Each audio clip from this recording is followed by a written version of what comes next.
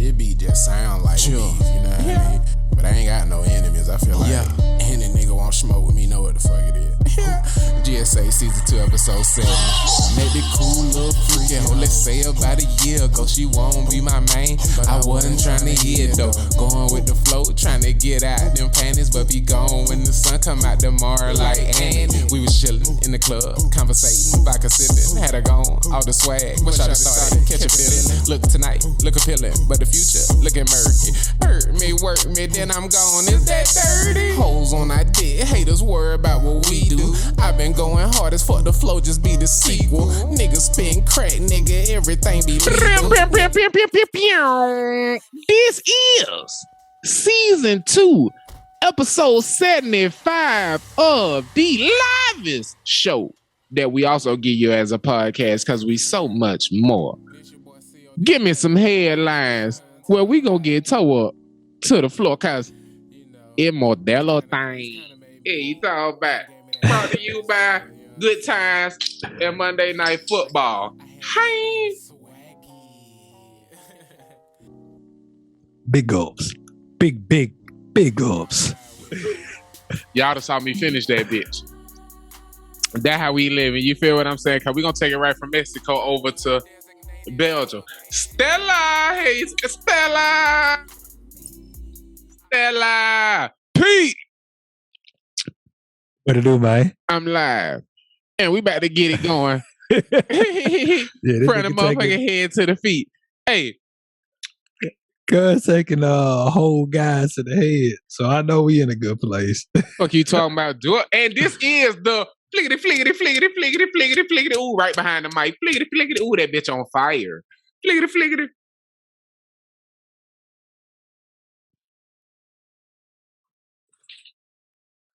Flight day, you talking about? Yes, it is. Yes, it is. Talking about, and I ain't gonna let my co-host introduce himself until I burn their eyebrows off. You ready for this week freestyle, cuz? Let's get it, man.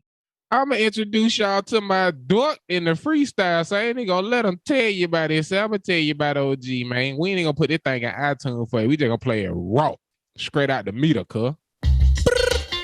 Oh, let me take my gum out.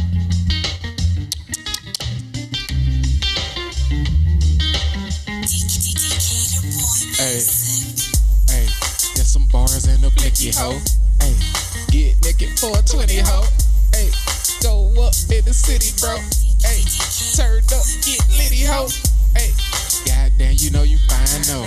Hey, can I hit it from behind, no? Hey, please be kind and rewind, no. Hey, hit it with the channel. Hey, bitch, this a hit. Hey, better get nigga rich. Hey, take that pad right there. Well, hey, and I ain't do it by myself. P with me, try with me. Shit, boy, I'm P, got the block with me. Kobe B, Brian, nigga, drop 50. Hey, nigga, cut through the block, hit. Nigga talking shit while I turn in the shack. Back him down, then dunk him through the fucking rack.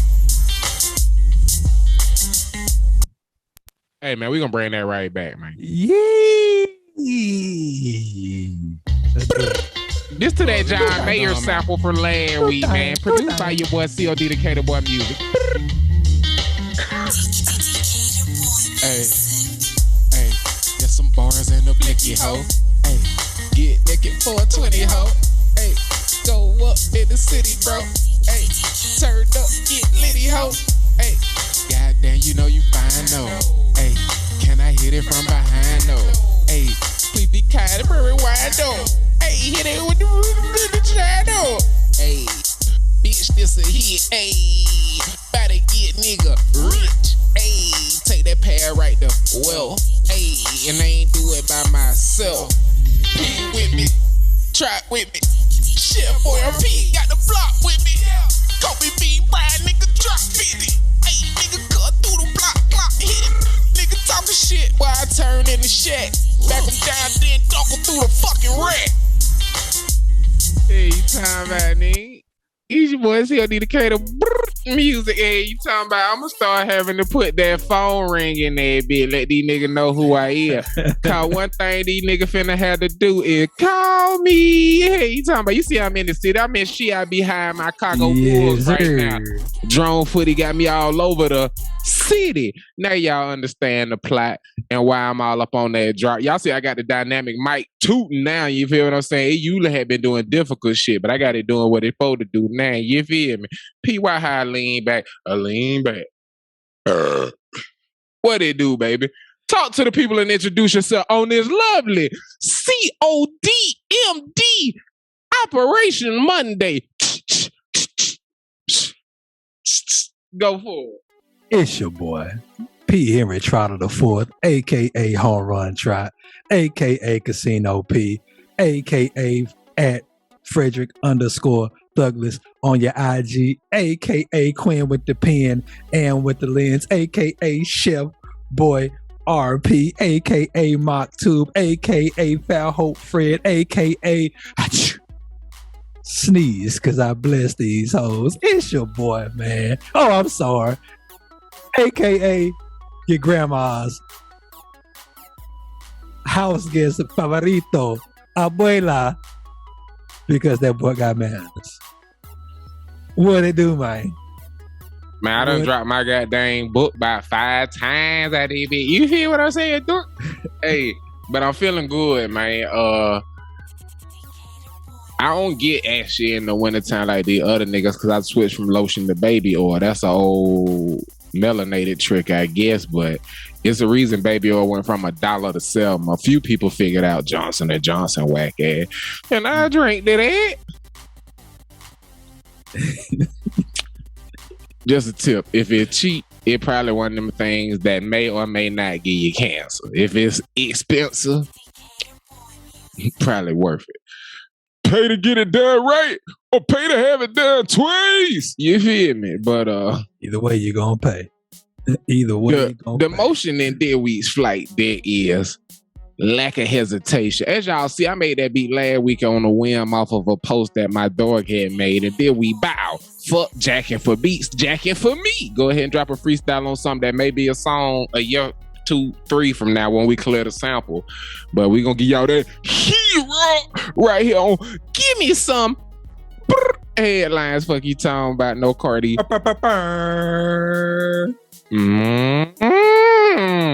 you talking about. But this week's flight deck is a coming of age story from each of your guests. Your host, C.O.D. the K.O.W.boy music, and Henry Trotter the Fourth. Fuck you talking about. Count the rings, bitch. But and I didn't give my brother the heads up because I didn't want him to have a long time to think about it, because I'm not gonna give him a genre for his story. I'm simply gonna tell mine and give him the opportunity to tell his, because every now and again people be like, man, I don't nobody want to hear this shit, and we here Give Me Some headlines want to hear that shit. So coming of age stories of different things you went through in your life that changed you or are a part of who you are now, and you think of them as linchpin moments, feel free to record a little quick video and add us or send them to us at gimme-some-headlines@gmail.com. Again, that is GIMME some headlines at gmail.com. Oh, I'm bullshitting. It's actually Give Me Some Questions. GIMMESOME questions, plural. At gmail. He tell them what it is. It is Give Me Some Questions. GIMMESOME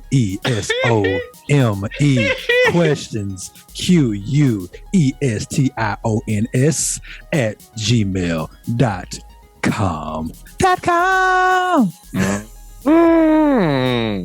The OO in Google stand for they down with the Cowboys. You should be too. So subscribe on YouTube, subscribe on Instagram, subscribe on TikTok. Twitter still think we a troll account. We Give Me Some Head _S, but we in forever Twitter jail. So give us free, or we gonna start making nothing but tease like we up there with Andrew Tate, Donald Trump, and Kanye West But we'll get to that later because Twitter banned us before we even got a shot. We too hot for Twitter. Ain't none of y'all niggas too hot for Twitter. We too hot for Twitter. Nigga, timestamp it. 9:57. Give me some headlines too hot for Twitter. All 32 pearly white. Too hot for Twitter. But moving on.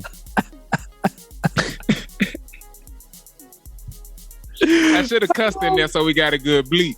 We too fucking hot for Twitter, you do it. We too fucking hot for Twitter. And I need the world to know that we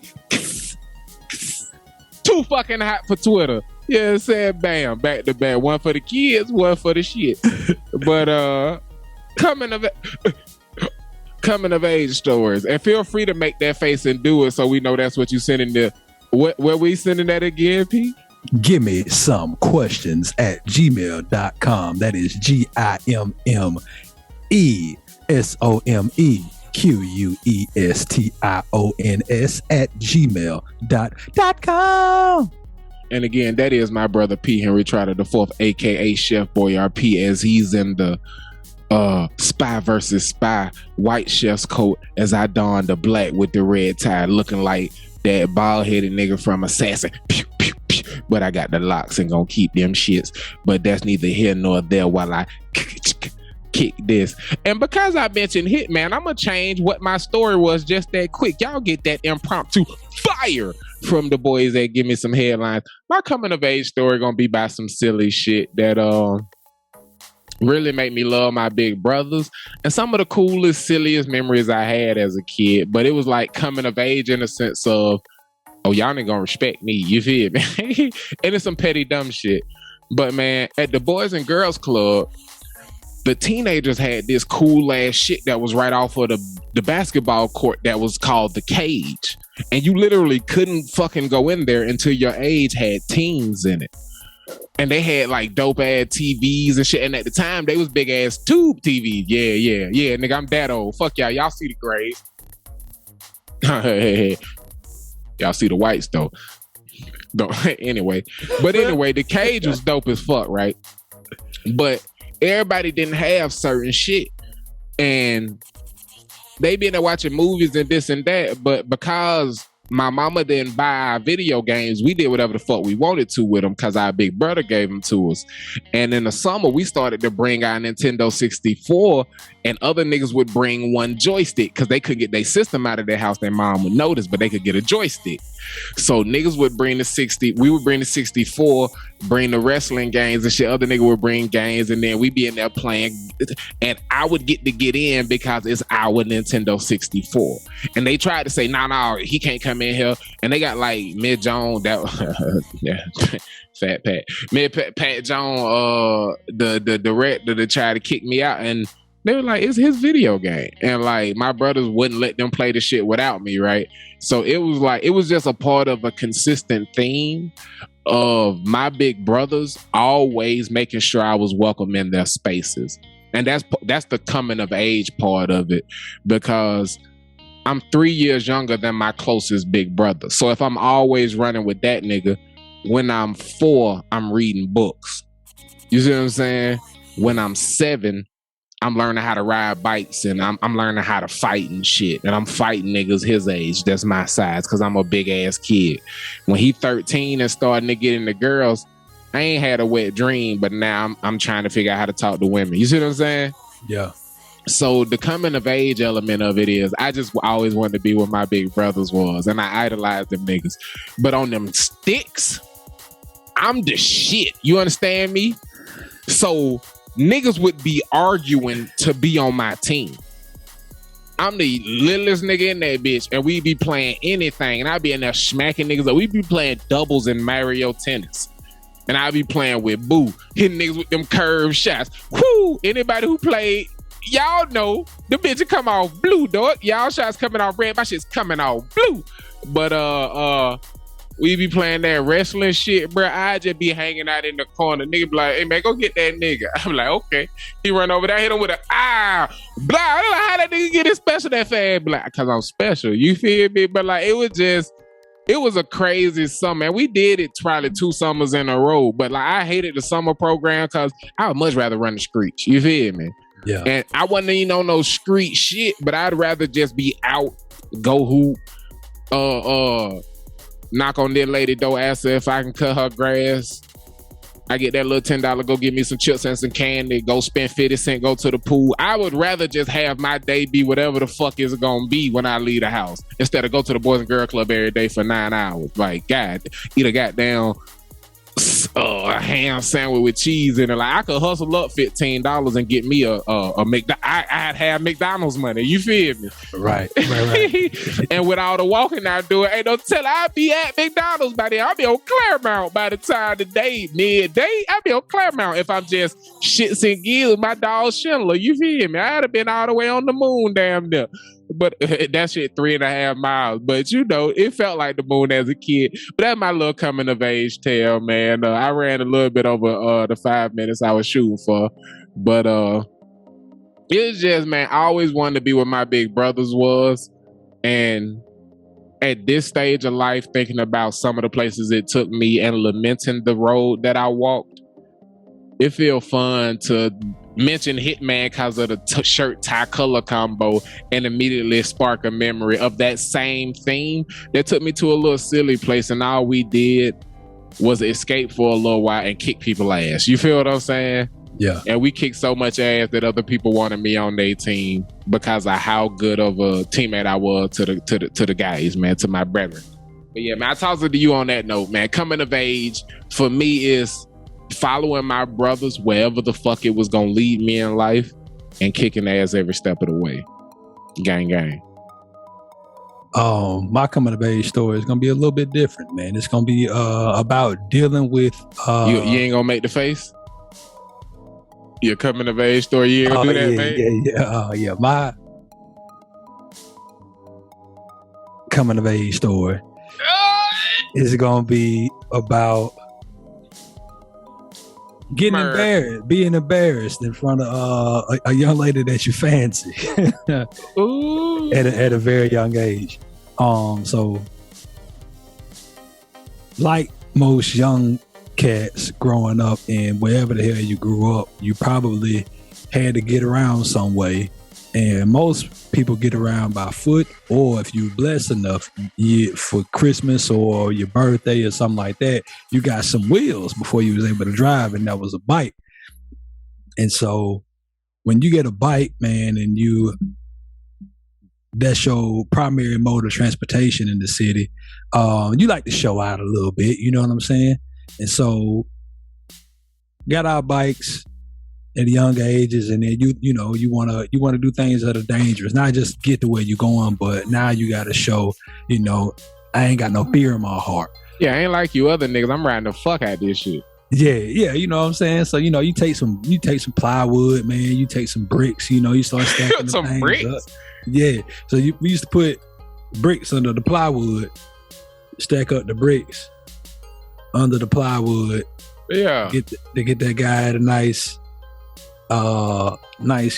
angle, or I see where it's going. Yeah. So, but this ain't even that case right now. Like, this is so you find other ways, to seek out that danger, and or to be cool. A lot of folks like to say, you showing out. One way you should show out, man. There was this there was a couple of old couples on our block. Deacon Riley lived on the east side. My grandma, my great grandma, and my great granddad lived on the south. So there's an intersection, Kirkman Lane and New Era Road. Kirkman Lane ran north-south. Kirkman Lane ran east-west. New Era Road ran north-south. My grandparents stayed on the southwest side of that intersection. And then you had Mr. Horace and Miss Lucy. They stayed on the northeast side of that. Yeah. Deacon Riley stayed on the southeast side, and then Aunt Clementine and Uncle Frank, they lived on the northeast side. And so over by Miss Lucy and Mr. Horace side, they had like a ditch and it kind of looked like a half pipe. And then when you was a little kid, like we was able to play football in that ditch. Like that's how we could play a good 3-on-3, 4-on-4 in that ditch and it not be too crowded. That's how big like the ditch was, or this half pipe was. And so we would ride our bikes, like we got to a point where we would ride our bikes into that half pipe. You would come out and you would get that elevation, you know, kick your bike in the air, throw a little, you know, throw the little tail. Yeah, salsa it a little bit. Yeah, hell yeah, man. I did that shit one day. Whole block was out that motherfucker, bro. I came from my side of the street, which is from Deacon Riley's side of the street, which is the southeast side, came flying down the street going east-west into Miss Lucy, Mr. Horace side, into that half pipe, came up out that motherfucker, caught all this air, bro, a whole heap of it, came down, boom, everything was perfectly motherfucking fine. But then you gotta stop. The impact from me getting all that air coming down knocked out my motherfucking brakes, bro. Brakes went, chain came off, couldn't stop that motherfucking bike. It was a homie, one of my uncle homies named Booty. Had his old school. Shout out to Booty. Shout out to Booty, man. Booty had his motherfucking old school part. So I can't scream that. Everything went wrong on my bike. Not only did the motherfucking chain come off, not only did the motherfucking brakes go out, but then the motherfucking screws that held on the goddamn the handlebar. Not the handlebar. Hey, shit off me. So now I can't get a hold of them. Bruh, I make a beeline right at Booty Grill. I smack that shit. Bop! The bike hit the front of that nigga grill, bro. I flip over that bitch.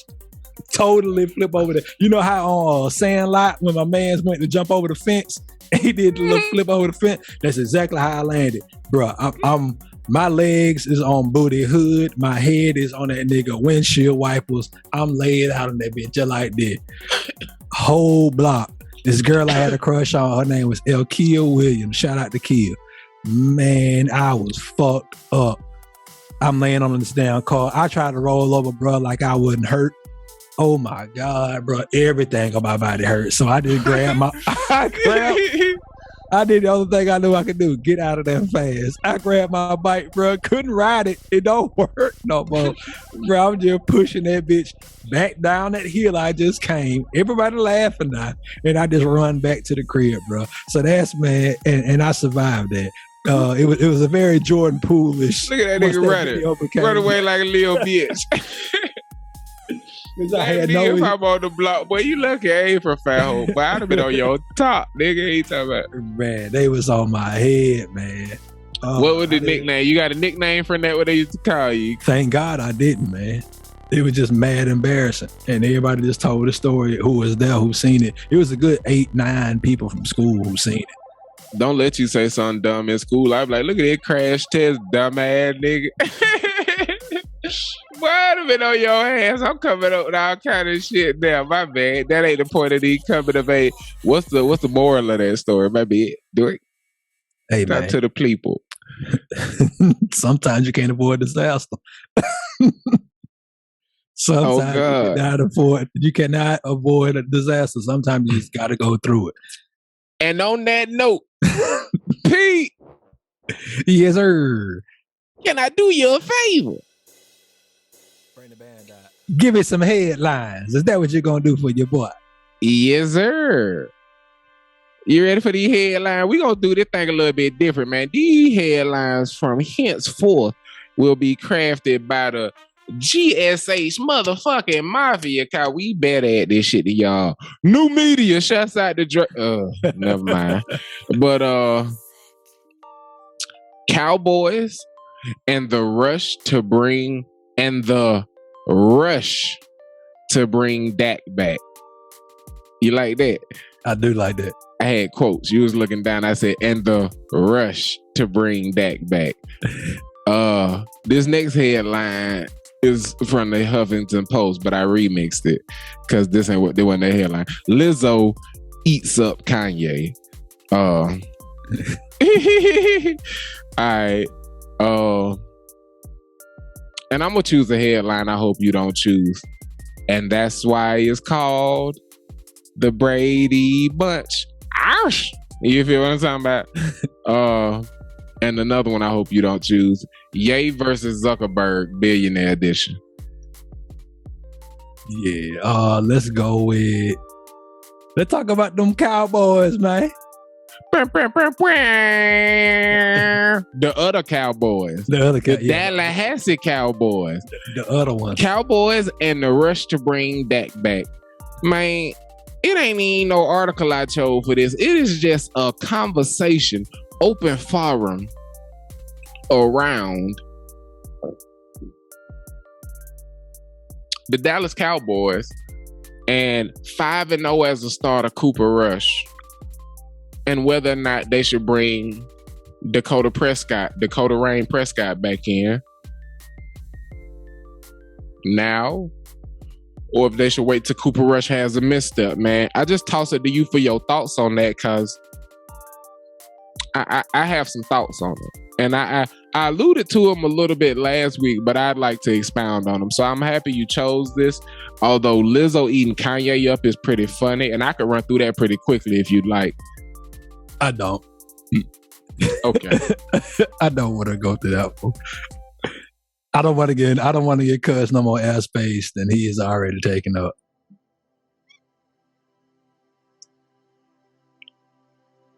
The Cowboys. Yeah.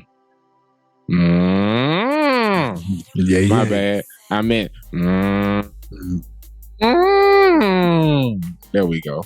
I hate that it cut back to me, but y'all saw the hand. You got to do that hand. You feel what I'm saying? Pete, talk to the people. Yeah, man. So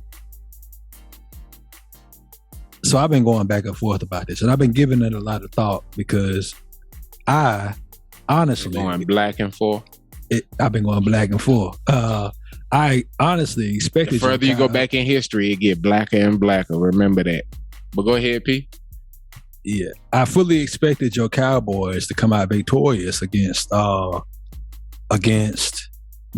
LA Rams. Of course you did, because I picked them, and I'm good at this shit. It don't matter what this shit is. And so that look player as fuck, because I'm just at the studio throwing shit. Player. That mean we own this shit. I think you bring Dak back. Simple as that. That's Why the dude you paying, because Cooper, the reason they winning games right now, like, they held the Rams, the team who won the world championship in football last year, to 9 points. Not that the Rams have been juggernauts offensively this year, but they did hold them to 9 points. That is 3 field goals. That is the way they scored their points in that game. They are winning games because that defense is playing out of their minds. Now, the formula that they have for winning games is play really good defense, and which is the formula they should have had before Dak went out, was run the damn ball, because Dak's not the best player on that team. I don't think. But I do think he's a worthy quarterback. I do think he's worthy of warranting the money that he has received. But there is somebody who is more valuable to that team, I think, than Dak is. When he's healthy and when he's in the lineup, the Cowboys do really well, and that is Ezekiel Elliott. And people may think that, oh man, Tony Pollard is come on and doing well. Tony Pollard cannot give you 20 to 25 carries between the tackles a game. Ezekiel Elliott can. When Ezekiel Elliott is given a fair number of touches and you keep the defense honest, he is going to get his 4 yards a carry, 3.7 to 4 yards a carry. I'm not going to say easy, but that's just who he is and what he does. they have been closing out game. I heard somebody make a really good point recently saying that it's not how many times you run the ball or how many yards that you get when you run the ball. It's the yards that you do get, how they matter.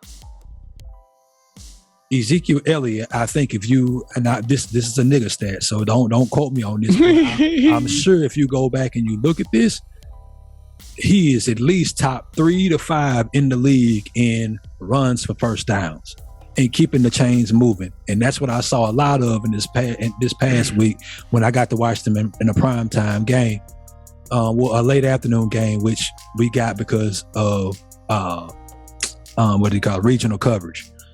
And so that's one. And then so two is when you add in the ability of Ezekiel Elliott and establishing that run with the ability of a Pro Bowl quarterback who is warranted $40 million a year, you establish that run, play action pass, over the top, CeeDee Lamb, Michael Gallup, all the speed that you now have, Michael Gallup's now healthy. CeeDee Lamb is establishing himself as a number one receiver. Schultz, I forget his first name, the tight end, really, really good, young, athletic tight end. The third guy, I forget who that receiver is for the Cowboys, but really good receiver. I think that Dallas is poised. This 4-1 is not a fluke. Like, it's not a fluke. Like, their defense is legit. Michael Parsons is legit. DeMarcus Lawrence is legit.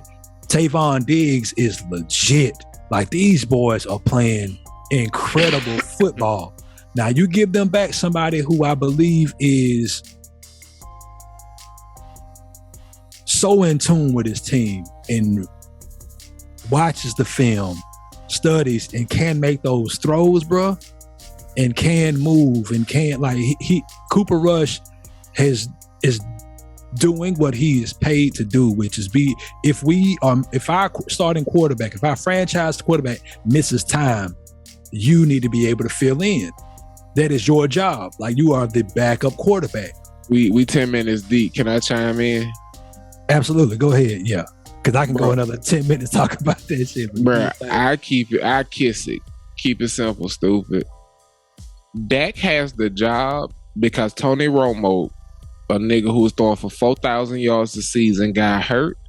And Dak came in and was averaging 171 yards a game, but won 8 games in a row. I don't give a fuck what Cooper Rush stats are. Dak has the job because he did exactly what the fuck Cooper Rush is doing. And they had the good fucking common sense to let that man play the whole fucking season out, let alone put Tony back in this. Do you remember that sad ass press conference when Tony Romo gave the team to Dak when he didn't actually have a say in it? Do you remember that shit? Nah, I don't. I just remember T.O. He damn near cried. He damn near T.O.'d in that motherfucker. You know what I'm saying? And then he retired right after that and then started making the big bucks, you know what I'm saying, for talking on TV. But yeah, man, Dakota Rain Prescott has the job and all that guaranteed money because he ousted Tony Romo. And because he just signed that big ass contract and ain't played no football for that team, to fuck up the consistency that he has established, when the notion that because he is that talented, you should change the way you play to fit him, is exactly what got the Cowboys out of winning football. The supposed or believed limitations of Cooper Rush have led to winning game plans. The moment you insert Dakota Rain Prescott into the lineup, you push them into a mode where these 10, 12 play drives that take 7.5, 8 minutes and allow that defense to rest and come out and be dominant. You have a quick play. You have a quick play 3 and out. You come out, you score in 5 plays, and he have a 65-yard pass. CeeDee Lamb go off. Ooh, spectacular. But that defense had 3.5 minutes to rest. And now they start to not be so consistent as a defense. This shit ain't a fucking coincidence, because Dak's ability was always trending toward where it was. But when he was a rookie, they limited what they allowed him to do, similar to what they're doing to Cooper Rush, because they believe him to be a backup. If it was his job, they'd open the playbook up. But the point is, the game plan, if you do insert Dakota Rain Prescott, I am here to tell you, keep the Cooper Rush game plan. I don't give a fuck who you put in the game. You heard it here first. They give me some headlines. Pete, could you do me a favor? I can, man. Could you give me a GSH Cowboys update for the people? Me and the people need to know, how is them boys? Because we be them boys. We WEB the boys. We writers, and we be them boys. The Cowboys. You know we Jamaican or farmers, but hey, we out this bitch. Talk to the people, P. Wow. Yeah. Y'all see I done switch the background right quick, man. Touchdown. Hey, hold on, dude. Hey, come on in this thing, man.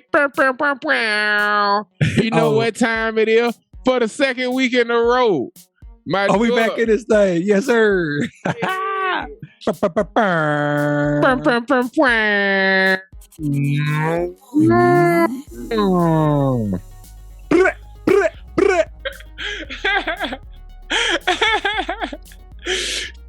We anything, bro. GSH Cowboys update.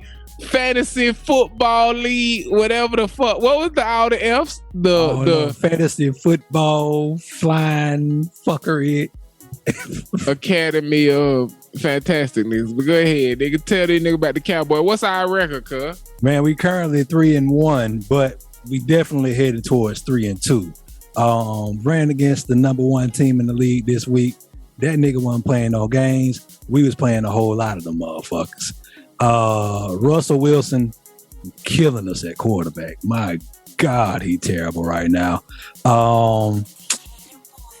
We sustained some injuries. So our first two picks in the draft, Jonathan Taylor hadn't been healthy. 1, 2, Indianapolis Colts, not very good. Javonte Williams, the Broncos running back, was very solid for us, but he tore his ACL. Damn. Wishing him a speedy recovery. Terrible picks. Yeah. I just burnt myself. I'm hating down. That burn, the aftershock hit worse than the first burn. Where we have been successful is our draft picks at receiver. Mike Evans, downtown Marquise Brown. And the mistake that we made has turned out to be good the past couple of weeks. DK Metcalf. The emergence of Geno Smith has been quite shocking, but also a pleasant surprise because DK been snapping like a motherfucker. So we great at receiver right now, struggling at running back until Jonathan Taylor get back healthy. We need Russ to get his head out his ass. We had the Broncos defense because of how bad the offense was playing. It was putting the defense at risk, but they have still found a way to get shit done. But I dropped the motherfuckers and I picked up Jacksonville's defense. And Jacksonville's defense has not been playing bad. They are a top 5 defense in the league right now. Albert O, who was our draft pick at tight end, Denver's tight end. We went very heavy on the Denver side. That shit was let's ride. Them motherfuckers have been on 4 flats. Fuck them. Dropped Albert O ass, picked up a white boy from the Jets named Tyler Conklin. That motherfucker is that the TC whole ass fucking. He dropped the goose egg this week, bitch. Shout out the Atlanta Falcons though. They kicker is the number 1 kicker in the league. Probably not after this week because that boy Justin Tucker is the fucking truth. But Young Ho Cool was the number 1 kicker. He probably number 2 after this week. We did pick up a couple of free agents, and AJ Dillon, we did draft him. He done stepped in and he been all right. He hadn't been getting the looks that I would prefer that he get, but you know, it is what it is. I thought him and what's our dog name? Free Aaron Jones will get be 1A, 1B. Be in jail? What do he do? Oh no! A few seasons ago, they wasn't giving that man the motherfucking ball. NFL. Yeah, they weren't giving Aaron Jones the ball a few seasons ago, and I kept telling them motherfuckers, man, this motherfucker was one of the best running backs in the league. And the very next season, when everybody kept saying, give this man the ball, they finally gave him the ball. He broke out for like 2,100 all-purpose yards, 16, 17 touchdowns, and that motherfucker led me to a league championship. So I always say free Aaron Jones. Yeah, we waiting. This is ESPN league. This is ESPN league. Yeah. Go to the projections. See where we started and what we projected to finish right now with the different impacts of the progression. You feel what I'm saying? I don't want to talk about that. I know what it is. We was projected to finish 7th. We projected to finish 11th right now out of 12. It's not good. But we are third in the league. We are third in the league. Fourth in the league. Shit. Yeah, we fourth in the league. Probably gonna drop down to 5th or 6th. This loss is not gonna hurt us too bad, but it will give me an opportunity to pick up Gino, who's been playing a lot. Gino been playing really good fantasy ball because his team always behind, so he just chucking that bitch, and he scored 24 points last week. Russ scored 9.67. Yeah, so that should give you a little bit of insight as to Chase Edmonds, been ass. Elijah Moore, been ass. George Pickens. Whole lot of ass, bro. Not enough titties. We drafted George Pickens, receiver from Pittsburgh. He coming on strong. But the thing is, I wish I could play five receivers. Oh boy, got fucked up the other day when Which one? Hold on, you said Pickens? George Pickens. Kenny Pickett. Not Kenny Pickett. Oh, Kenny Pickett got fucked up. Yeah. George Nigga tried to put that nigga in the Kurt Angle, G. I saw that. Oh yeah, he about that ass shit. Yeah. Who says big? Yeah. He got in the mix. Yeah, he got in the mix for real. But fuck what you doing, cuz. Can I do you a favor? Man, is you gonna give me some headlines, bruh? I'm gonna give you some headline, and all that good shit. You hear me?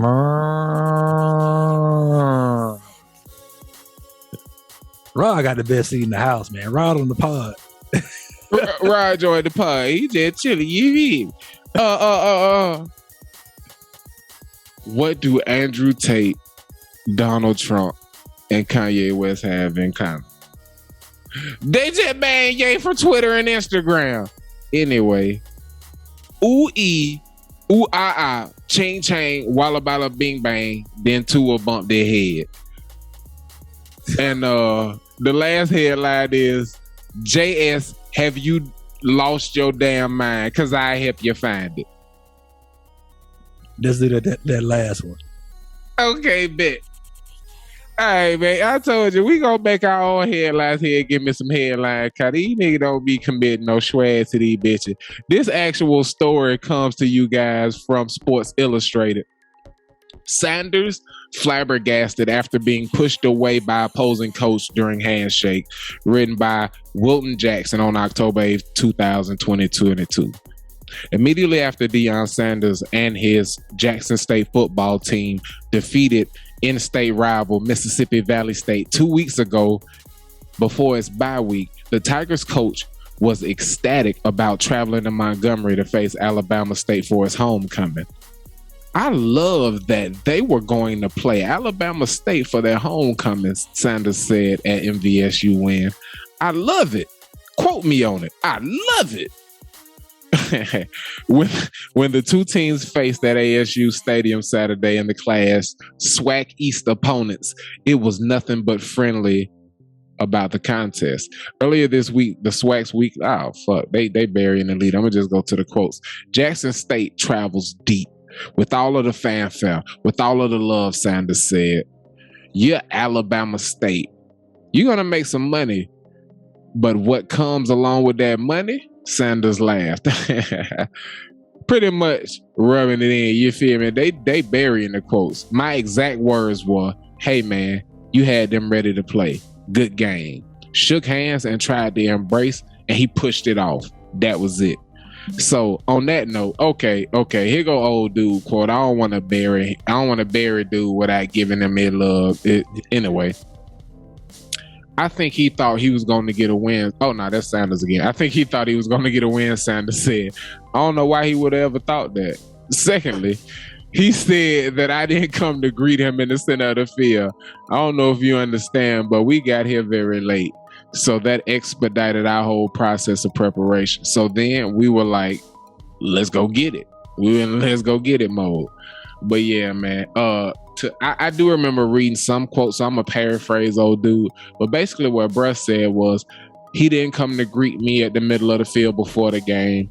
The week leading up to the game, I felt like he was very disrespectful and saying a lot of different disrespectful things. I hope he books us for their homecoming next year because we'll be ready. We coming to JSU. I hope he doesn't get a Power 5 job and he stays at. I hope he doesn't get a Power 5 job and he stays at JSU because we coming next year. That's pretty much what he said.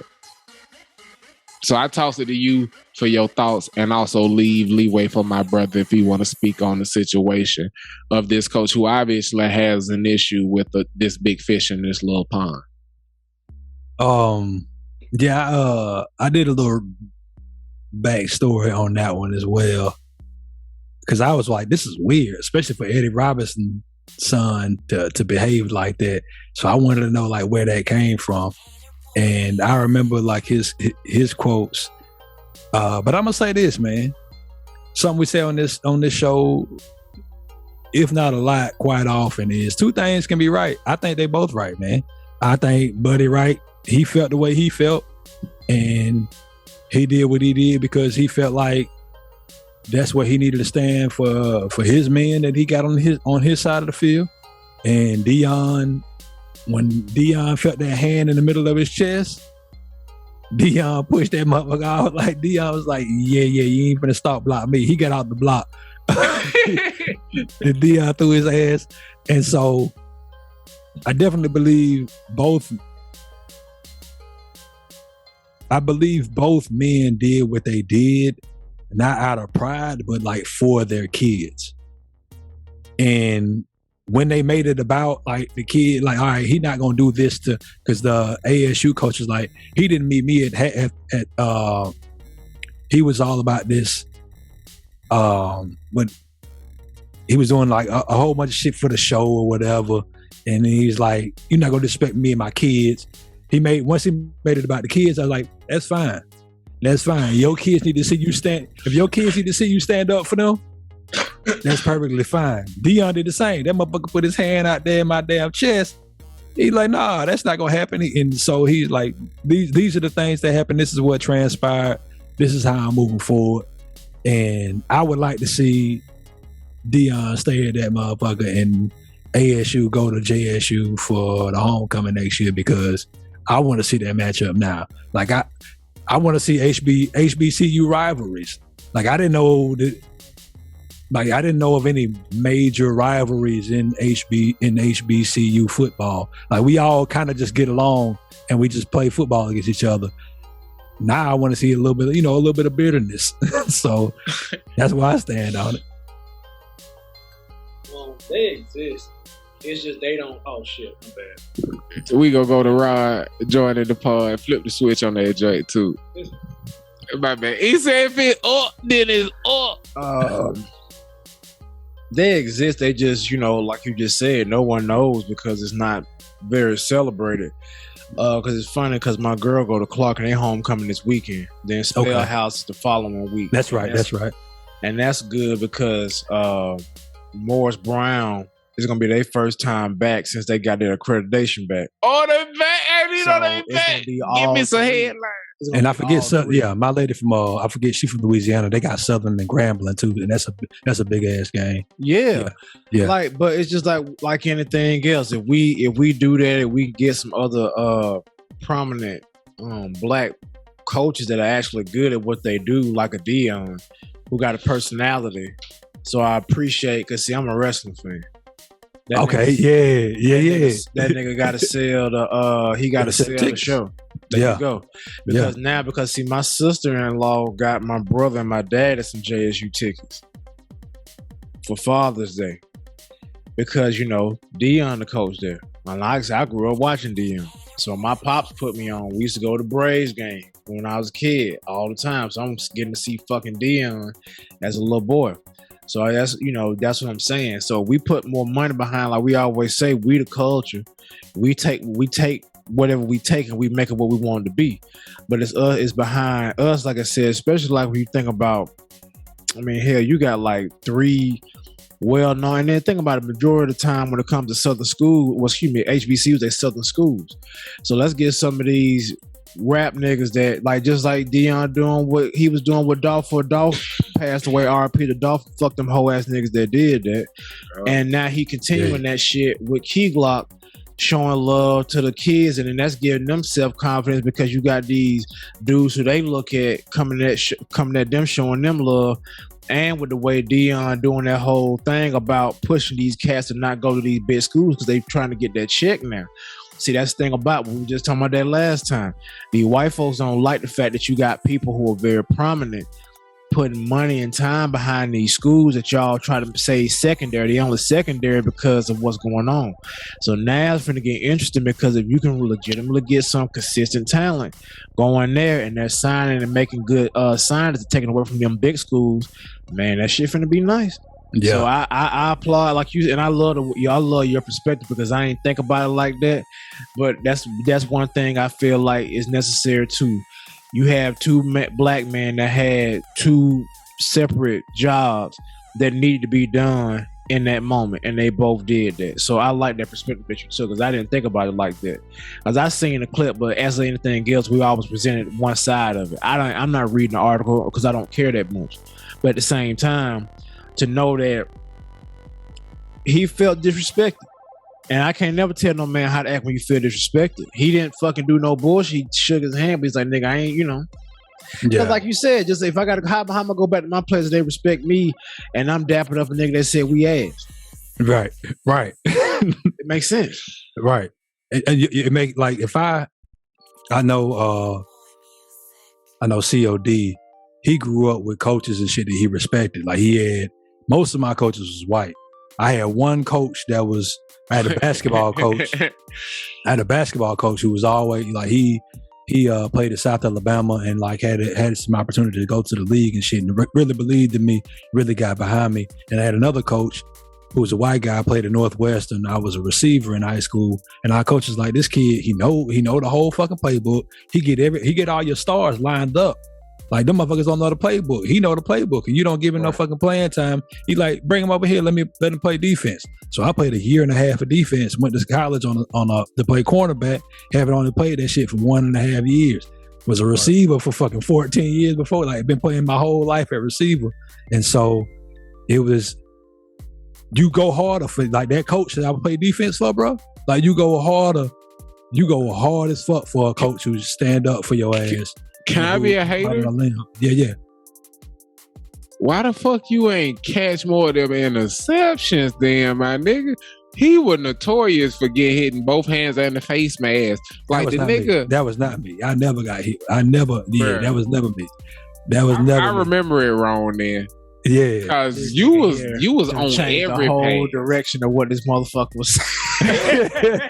This nigga here. That was never me. I didn't drop interceptions. Motherfuckers didn't throw to my side, or they threw a deep ball. I caught all of the deep ball.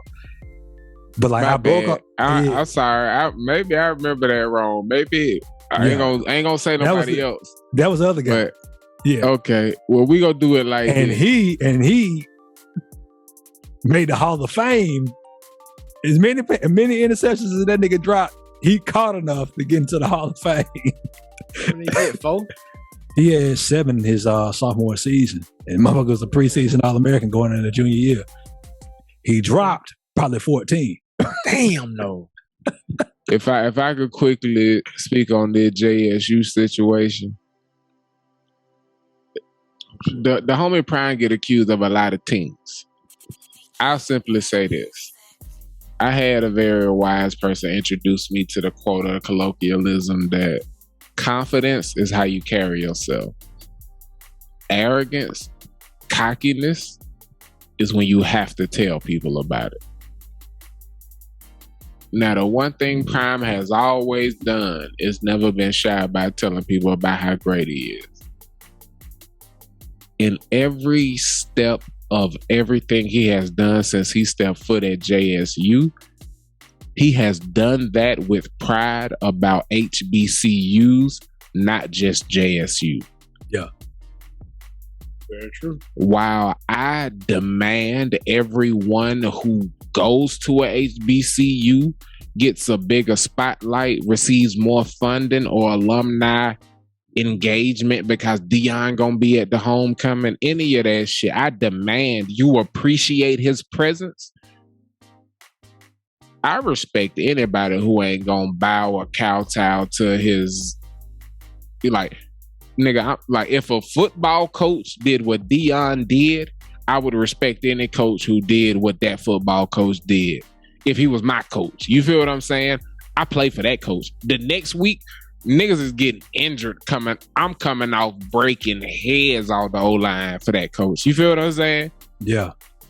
I want him to beg me to come back the next year, go get my master's and use that medical red shirt or some shit. I want him to want me to play for him another year because I fought with that coach. So I ain't gonna hate on old dude, but I will say that I'm on Dion's side of this. Fuck you, Duck, and I hope y'all get smacked by JSU next year, regardless of who the quarterback or who the coach. And I hope Dion's still there.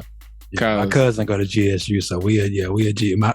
My family is Alabama A&M and JSU alums and attendees. So yeah, that's a bit. Yeah, man. My people, my lady went to Clark. My grandparents went to Morris Brown.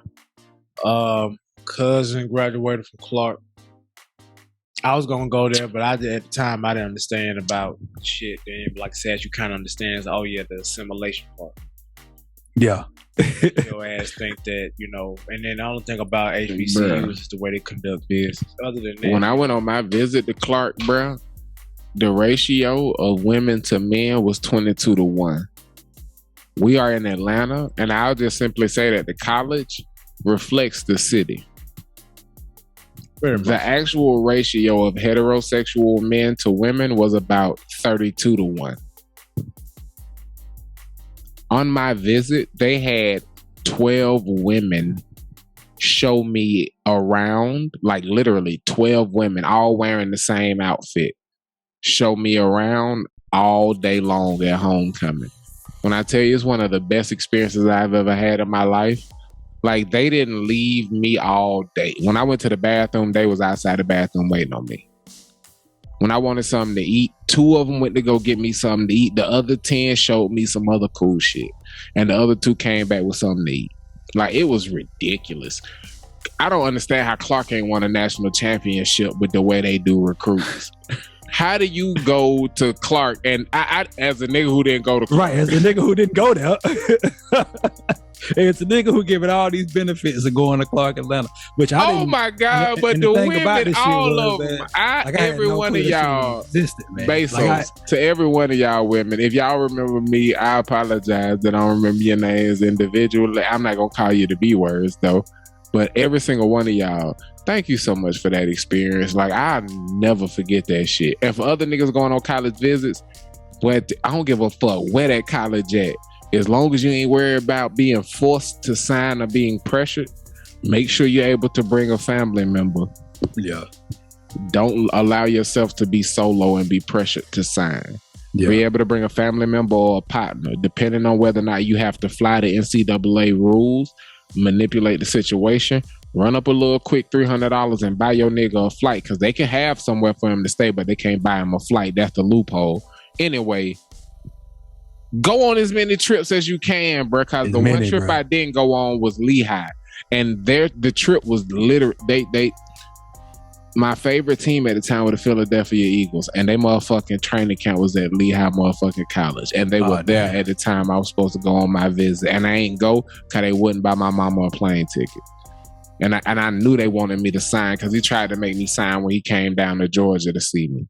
But on that note, Pete. Yes, sir. Could you do me a favor? Man, what you need me to do for you? Could you tell me something good? I can, man. I can. And you heard me use the word Maine, so you can probably guess what city I'm about to go to and just tell me something good. There's been some controversy in the NFL season with the people that they chose, or the person that they chose to do their preseason hype video. Some cat name, I don't even know his name. I ain't gonna call him out. Rotimi? Rotimi. The nigga who looked like the bull symbol from Power. Fucking Power. That's his name, Dre. Okay. Oh, snake ass Dre. And they picked a snitch nigga to do the song. That nigga was a snitch. And I didn't finish Power because they started getting ass in that last season. But I saw they burnt that nigga ass up. That shit was fun. Shouts out to Trey there. He said that nigga from a big rich town. That nigga ain't from the A-town. Yeah, he comes from New Jersey or something. That nigga from them jerseys ass too. And that's another thing. They need to go back to them classics. Like for real, them jerseys, booty cheeks. The ones before that was ass too. They were never good. They should have kept the old ones. Them the best ones they ever had. Yeah. Best. Ain't nobody wearing that fucking jersey with them that shit they got except niggas that are tourists. They look like clocks right now, bro. They look like digital clocks out there. Look like shit. I mean, all these teams need to go back to their OG. Like, it's funny because we watching the Chiefs and the Raiders. They got the same fucking jersey they had in the goddamn 60s. Bruh, and them hoes still hit. They hit. Design. That's bro, all. like the Chiefs, bro, them Chiefs and like, bro, I was somebody brought up the starter jackets. Remember the starter jackets? That Chiefs starter jacket, that Raider starter jacket. Now you give me a white base Chiefs starter jacket with that red and that, man, that shit hard, my bro. cousin and they ain't changed that shit. They have not changed it. They my have cousin not. Had the he had the goddamn Florida Gators fucking starter. That bitch was stupid because of the way they did that blue, that orange, and that white. Then he had a Georgia Tech. That bitch was hard. That bitch was hard as fuck. I mean, they don't get no better than that. Yeah. I used to steal them bitches too and wear them to school. Flex, and that was the dope boy coat. Yep. Then my daddy was hustling. The Green Bay Packers. The Green Bay Packers was that really dope. I didn't even realize that you can't, because I was flexing hard. I stole my daddy beeper one time. Beeper in the starter coat looked like you sell crack. You know, 3rd grade. What the fuck? That shit funny. And they get profiled. Oh fuck yeah, but you a nigga, so you gonna get profiled at fucking 7. They don't give a fuck how old you are. Nah, not at all. But man, I'm trying to say speaking of classic cities and people who do shit like for their city and having people that work for your organization who in touch with the city, man. Atlanta didn't get that shit right preseason.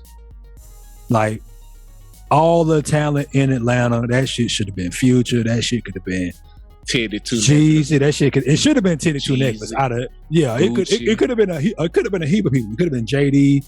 It could have been a heap of motherfuckers. Nigga, I would even take Ludacris, and I'm not even like Luda. I would take Ludacris. Bro, they could have used the old Pooh Shiesty song. You know how often he go brrr? Bird Game. I mean, anybody. They chose Buddy. The city that did get this shit right. Memphis got this shit right. That Glorilla young lady, bro, she Memphis than a motherfucker. And the whole and pull it up on YouTube immediately and show me. I ain't seen this. Oh my it's just bro. Keep talking though, bro. My bad, but I need to see this shit. I love that girl. This is, bruh, she is fire, and she all about her city. You can hear it in her voice. You hear it in her motherfucking music. She permeates Memphis. And once they made that decision and they put that video out, the whole all these grown ass men, Ja, JJJ, Bane, all them boys was like, hell yeah, nigga, Memphis, we doing this shit. Her sense of humor crazy too. It's insane, bro. The world ain't gonna do nothing but fall deeper and deeper in love with Shawty. Like, that young lady is like, she is special. And Memphis said, bro, we not going to get nobody else to do this shit. Nobody else is gonna do this shit. They were smart enough to recognize. They were smart enough to recognize. See, when you don't have anybody connected to youth culture at all in a franchise, you can tell, and that's why with all these franchises, they fucking up now because now you got niggas that don't understand. Like, get what people want to see and hear. And you got to think about how long it took NFL to get that right anyway. You still playing white boy music. Nobody want to hear that cracker shit. They want to hear some shit that's comparable. Dead ass. And I think that with her, it's even like I was saying before, the way Memphis is probably one of the few sports towns to embrace their rap roots. Because you got to think that's a blues. See, I've been listening to Memphis rap since I was 9 fucking years old. My favorite rapper is fucking Project Pat. My first fucking real gangster shit I ever heard was Kingpin, Skinny Pimp, King of the Players Ball in '96 when I was fucking 9. So I've been listening to Memphis forever. So that's why the last really 10 years when they've been getting their love, I've been happy because I've been listening to this shit since I was a kid. But it's always funny now seeing how people catch on to shit. And Memphis ain't changed in the way they do anything, but Memphis is good at embracing their culture. That's always a good thing when your city can embrace culture. 100 motherfucking %, man. You ready for this shit, C.O.D? Yeah. Man, check this shit out. Check out how Glorilla put on for her city, bro. Like everything that Ron just said, it 100% facts. He got 99 problems, but the biggest one in me. And watch him be right in real time right here. Can you hear that? No, you can't hear it because I ain't share my damn sound. Act like I don't know how to run a damn podcast out here. Yeah, I'm trying to keep it to a tight 110. You fucking out. I'm gonna edit it though. You did great. Share sound. Boom. There it is. Here we is.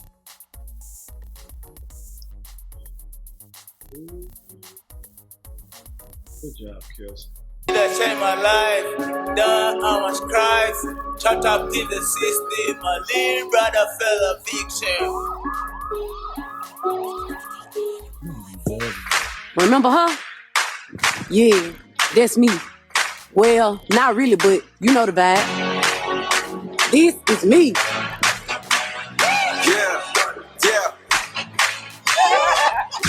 And this is our city. Welcome back to the show. And you know these guys. Moran, attack. Day the party, we came and we started. Couldn't be, man. I'm under them dangerous, I can't be guarded. Follow the play, follow you playing, I cannot be guarded. Just aim for the target, bow, bow, bow. That person that works for everything they get. That person who hits the grind and greedy. Where the party starts when the sun sets. And has its own brand of art. Listen, everything we do here is big. Woo-hoo! Big expectations, big noise, and big swag. Hey, camera, come look over here. Look at all this ice beside me. Try us if you want. You better not play me. I got my black force on too. Cause sure as hell, you know we fearless. No running in the hell, man. We climb up the chimney. So this season, for the 901, what's understood, don't gotta be explained. It's for the rest of y'all, you about to find out, that's Big Memphis on the gun. You see that 21? Bro, tell me that shit ain't out up, man. Tell me Shawty ain't out that shit all the way up, bro. That shit fire. Like, tell me, that's what's fucking good, man. I'm hyped. I might change teams.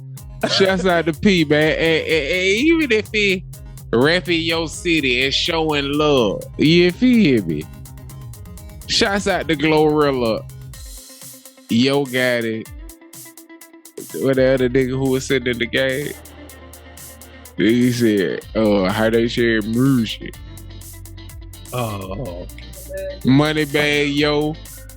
Juicy. Rest in peace, the dog. Key Glock, goddamn. All of Memphis, man. Just showing love. Not only is it greatly appreciated, but it's greatly needed. And I couldn't figure out how to make this rhyme because I'm heavily weeded. But we here giving some headlines. Believe that it is always better to give that it is the fuck. I ain't never in gallery mode, kid. C.O.D. to receive. You feel me?